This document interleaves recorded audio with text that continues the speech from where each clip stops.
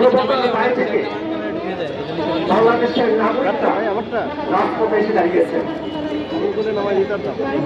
বিশ্বের বিভিন্ন জায়গায় আজ মানবতা যখন ভুলে যেত, ঠিক সেই সময় বাংলাদেশের জনগণের পক্ষ হয়ে জাতীয় নাগরিক পার্টি এনসিপি রাজপথে এসে দাঁড়িয়েছে।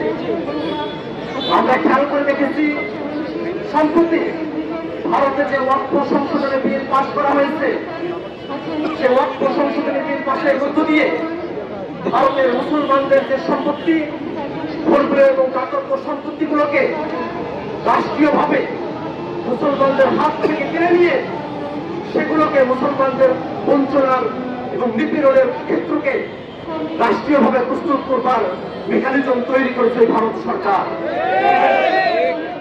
যে ওয়াক্ফ সংশোধনী বিল এসেছে, সেখানে ওয়াক্ফের সংজ্ঞা পর্যন্ত পরিবর্তন করা হয়েছে।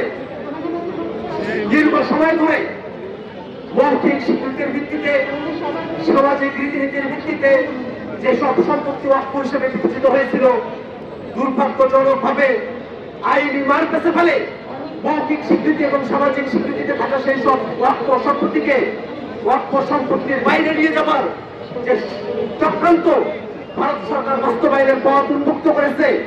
আমরা জাতীয় নাগরিক পার্টি এনসিপির পক্ষ থেকে এখানে ভিন্ন যে চেষ্টা, সেই চেষ্টাকে আমরা নিন্দা জানাই।